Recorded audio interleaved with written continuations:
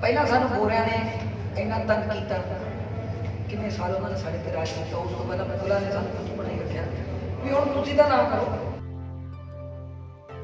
ਇਹ ਤੁਸੀਂ ਸੋਚ ਰਹੇ ਬਸ ਕੋਈ ਨਹੀਂ, ਜਿਹਦੇ ਕੋਲ ਜ਼ਮੀਨ ਆ ਬਸ ਉਹਦੀ ਵੀ ਥੱਲੇ ਦੀ ਗੱਲ ਆ, ਤਾਂ ਫਿਰ ਜਿਹੇ ਜਿਹੇ ਆਪਾਂ ਦੁਨੀਆ ਤੇ ਜਿਹੇ ਜਿਹੇ ਨਾ ਆਏ ਫਿਰ ਤਾਂ ਫਿੱਟ ਲਾਉਣਾ ਆਪਣਾ।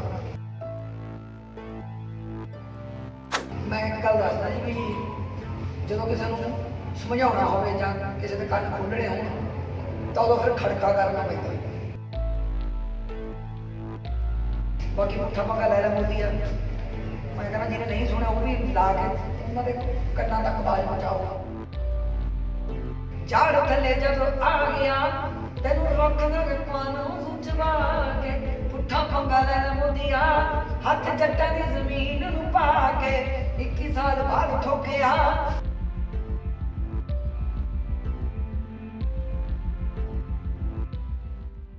किसानी मुद्दा जोरों से चल रहा है। किसान की अपनी लड़ाई बहुत लंबी लड़नी पै रही है, इंसाफ मिलता नजर नहीं आ रहा है कि बैसाखी वाले दिन उन्होंने इंसाफ मिलेगा या फिर इंज ही लड़ाई लंबी चलती रहेगी। इस खास मौके पर मेरे साथ गलबात कर ली कलिया के बादशाह कुलदीप मानक जी के दोतरे मानक जी मौजूद ने, हसन मानक जी मौजूद ने। उन्होंने विचार इस बारे जानते कि मोदी सरकार इंज क्यों कर रही है, उन्होंने विचार जान के और खूब सारी गल्लां करेंगे। ਤੁਹਾਡਾ बहुत बहुत स्वागत है टीवी एनआरआई ਤੇ। ਮੈਂ ਧੰਨਵਾਦ ਕਰਦਾ ਜੀ ਟੀਵੀ ਐਨਆਰਆਈ ਟੀਮ ਦਾ। ਸੋ ਜਿਹੜਾ ਤੁਸੀਂ ਕਿਸਾਨਾਂ ਦੇ ਹੱਕ 'ਚ ਖੜੇ ਹੋ, ਉਹਨਾਂ ਦਾ ਜੋ ਕਹਿ ਸਕਦੇ ਹਾਂ ਜੋ ਵੀ ਕਿਸੇ ਦੇ ਵਿਚਾਰਧਾਰਾ ਲੋਕਾਂ ਤੱਕ ਪਹੁੰਚਾ ਰਹੇ।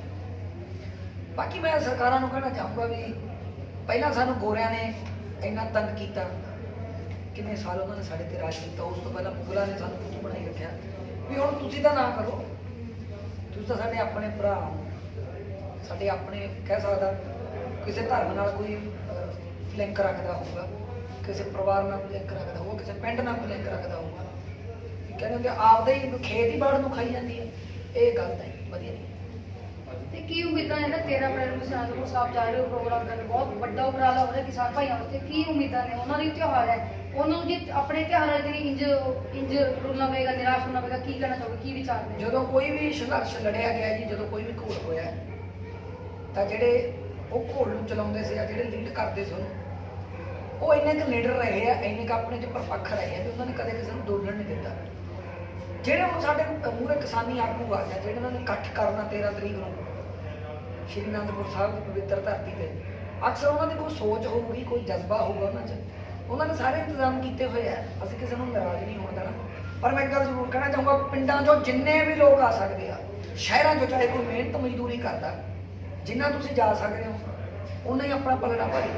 ਤੇ ਜੇ ਤੁਸੀਂ ਸੋਚ ਰਹੇ ਬਸ ਕੋਈ ਨਹੀਂ, ਜਿਹਦੇ ਕੋਲ ਜ਼ਮੀਨ ਆ ਬਸ ਉਹਦੀ ਵੀ ਥੱਲੇ ਦੀ ਗੱਲ ਆ, ਤਾਂ ਫਿਰ ਜਿਹੇ ਜਿਹੇ ਆਪਾਂ ਦੁਨੀਆ ਤੇ ਜਿਹੇ ਜਿਹੇ ਨਾ ਆਏ ਫਿਰ ਤਾਂ ਫਿੱਟ ਲਾਉਣ ਦਾ ਆਪਣਾ ਬੰਦੇ ਦੀ ਜੂਲੀ 'ਚ ਆਉਣ ਦਾ ਕੋਈ ਫਾਇਦਾ ਨਹੀਂ। ਤੇ ਮਾਨਕ ਸਾਹਿਬ ਬਾਰੇ ਕੀ ਕਹਿਣਾ ਚਾਹੋਗੇ? ਉਹਨਾਂ ਦੀ ਕੋਈ ਐਸੀ ਗੱਲ ਜਿਹੜੀ ਤੁਹਾਨੂੰ ਬਹੁਤ ਇੰਸਪਾਇਰ ਕਰ ਰਹੀ ਹੋਵੇ? ਜਦੋਂ ਤੁਸੀਂ ਪੰਜਾਬੀ ਇੰਡਸਟਰੀ तमाम ਗਾਣੇ ਗਾਣੇ, ਚਾਹੇ ਉਹ ਬਹੁਤ ਸਾਰੇ ਗਾਣੇ ਗਾਣੇ, ਚਾਹੇ ਉਹ ਥੋੜਾ ਲੇਟੈਸਟ ਸੌਂਗ ਹੈ, ਪੁੱਠਾ ਪੰਗਾ ਹੋਵੇ, ਚਾਹੇ ਕੋਈ ਵੀ ਗਾਣਾ ਹੋਵੇ, ਚਾਹੇ ਕੀ ਕਹਿਣਾ ਚਾਹੋਗੇ? ਉਹ ਇੱਕ ਉਹਨਾਂ ਦੀ ਇੱਕ ਨਾ ਗੱਲ ਬਹੁਤ ਵਧੀਆ ਸੀ, ਮੈਨੂੰ ਵੀ ਉਹ ਚੀਜ਼ ਬਲੱਡ 'ਚੋਂ ਮਿਲੀ ਆ। ਉਹ ਸਹੀ ਬੋਲਦੇ ਸੀ, ਸੱਚ ਹਾਂ ਸੱਚ ਬੋਲਦੇ ਸੀ।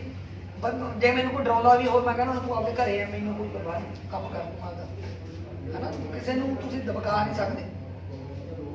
ਮੈਂ ਇਕੱਲਾ ਨਹੀਂ ਕਿਸੇ ਤੋਂ ਡਰਦਾ। ਜੇ ਮੈਨੂੰ ਕੋਈ ਡਰਾਉਣਾ ਆ ਜਾਂਦਾ ਵੀ ਤੂੰ ਚੁੱਪ ਕਰ ਜਾ, ਤੂੰ ਨਾ ਬੋਲ, ਤੇ ਸਾਡੇ ਪੰਜਾਬੀਆਂ ਨੂੰ ਮੈਨੂੰ ਕੋਈ ਡਰਾ, ਮੈਂ ਇਹ ਨਹੀਂ ਕਹਿੰਦਾ ਵੀ ਲੜੋ, ਨੋ ਵੇ, ਮੈਂ ਇਹ ਚੀਜ਼ ਮੈਂ ਕਿਸੇ ਨੂੰ ਪੰਪ ਨਹੀਂ ਮਾਰਦਾ, ਕੋਈ ਮੈਂ ਵਡਿਆਈ ਨਹੀਂ ਕਰਦਾ ਵੀ ਲੜ ਪਓ ਥੱਪੜ ਥੱਪੜੇ ਜੋ ਨੋ, ਇੱਦਾਂ ਨਹੀਂ।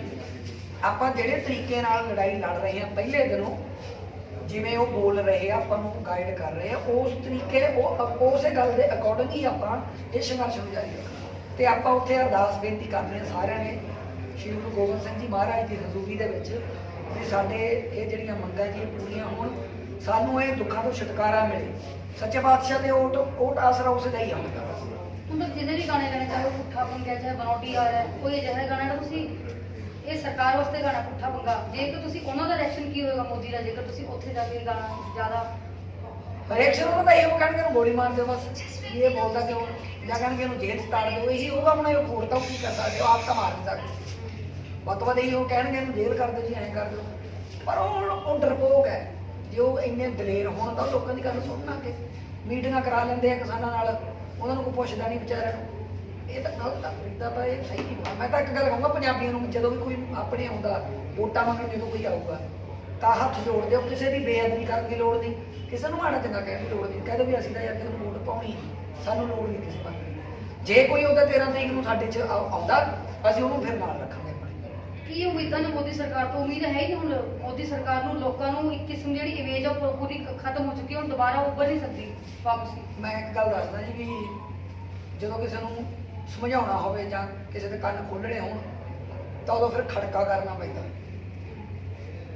ਅਸੀਂ ਇਹ ਕੋਈ ਸੱਟ ਨਹੀਂ ਮਾਰ ਸਕਦੇ, ਕਿਸੇ ਦੇ ਕੁਝ ਹੋਰ ਨਹੀਂ ਕਹਿ ਸਕਦੇ। ਅਸੀਂ ਨਾ ਇਹ ਬੋਲ ਕੇ ਹੀ ਇਹ ਚੀਜ਼ ਦਾ ਖੜਕਾ ਕਰ ਸਕਦਾ ਵੀ ਅਸੀਂ ਪਿੱਛੇ ਨਹੀਂ ਹਟਣਾ। ਕਿੰਨੀਆਂ ਸ਼ਹੀਦੀਆਂ ਹੋ ਗਈਆਂ ਉੱਥੇ, ਕਿੰਨੇ ਬਜ਼ੁਰਗ, ਕਿੰਨੇ ਨੌਜਵਾਨ ਵੀਰ ਸਾਡੇ ਚਲੇ ਗਏ। ਜਿਹਦੇ ਘਰ ਦਾ ਬੱਚਾ, ਘਰ ਦਾ ਮੈਂਬਰ ਗਿਆ, ਉਹਨੂੰ ਹੀ ਪਤਾ। ਇਹ ਤਾਂ ਬੈਠੇ ਆ ਉੱਥੇ ਅੰਦਰ। ਇੱਕ ਕਰੋਨਾ ਕਰਕੇ ਲੋਕਾਂ ਨੂੰ ਬੁੱਧੂ ਬਣਾਇਆ ਹੋਇਆ, ਹਰੇਕ ਦੇ ਮੂੰਹ ਤੇ ਸ਼ਿਕਲੀ ਚੜਾਈ ਹੋਈ ਹੈ, ਉਹਦਾ ਕੋਈ ਫਾਇਦਾ ਨਹੀਂ ਹੈ। ਇਹ ਵੀ ਕਿਸਾਨੀ ਸੰਘਰਸ਼ ਨੂੰ ਇੱਕ ਏਜੰਡਾ ਹੈ ਕਿ ਜਿਹੜਾ ਕਿਸਾਨਾਂ ਦਾ ਸੰਘਰਸ਼ ਆ ਉਹਨੂੰ ਕਿਤੇ ਨਾ ਕਿਤੇ ਉਹ ਕੀਤਾ ਹੈ, ਇੰਟਰਪਟ ਕੀਤਾ ਹੈ। ਸਰਕਾਰਾਂ ਨੇ ਜਦੋਂ ਕਿਸੇ ਨੂੰ ਗੁੰਮਰਾਹ ਕਰਨਾ ਹੋਵੇ, ਕਿਉਂ ਜਦੋਂ ਅਸੀਂ ਸਵਾਲ ਕਰਦੇ ਨਾ ਵੀ ਸਾਡਾ ਕੰਮ ਨਹੀਂ ਹੋਇਆ, ਤਾਂ ਉਦੋਂ ਉਹ ਸਾਨੂੰ ਕਿਸੇ ਨਾ ਕਿਸੇ ਰਜੀਮ ਵਿੱਚ ਵਾੜ ਦਿੰਦੇ ਵੀ ਉਲਝੇ ਰਹਿਣਗੇ ਇੱਧਰ। ਕਿ ਹੁਣ ਵੋਟਾਂ ਨੇ ਲਿਆ ਕੇ ਇਹਨਾਂ ਨੇ ਲੋਕਡਾਊਨ ਲਾਤਾ, ਅਜੀ ਕਰੋਨਾ ਹੋ ਗਿਆ ਜੀ, ਐਂ ਹੋ ਗਿਆ ਵੀ ਲੋਕ ਸਾਡੇ ਤੱਕ ਪਹੁੰਚ ਹੀ ਨਾ ਸਕਣ। ਬਹੁਤ ਗੰਦਾ ਦਿਮਾਗ ਹੈ ਇਹਨਾਂ ਦਾ। ਵਧੀਆ ਬਨੌਟੀ ਯਾਰ ਵੀ ਮੋਦੀ ਸਰਕਾਰ ਨੂੰ ਡੈਡੀਕੇਟਡ ਹੈ ਜੇ ਪੁੱਠਾ ਬੋਲਣਾ ਬਨੌਟੀ ਯਾਰ ਵੀ ਉਹਨਾਂ ਨੂੰ ਹੈ ਜੀ। ਇਹ ਬਨੌਟੀ ਵੀ ਹੈ ਕੀ ਹੈ ਇਹ ਕਰੋ ਕਿ ਇਹਨਾਂ ਨੂੰ ਕਿਸੇ ਤੱਕ ਮਤਲਬ ਨਹੀਂ। ਜਦੋਂ ਵੋਟਾਂ ਲੈਣੀਆਂ ਉਦੋਂ ਆ ਜਾਂਦੇ ਨੇ ਸਾਡੇ ਮਾਤਾ ਜੀ, ਸਾਡੇ ਭੈਣ, ਸਾਡੇ ਪਿਓ ਜੀ, ਸਾਡਾ ਪੁੱਤ ਨੂੰ, ਸਾਡਾ ਫਲਾਣਾ।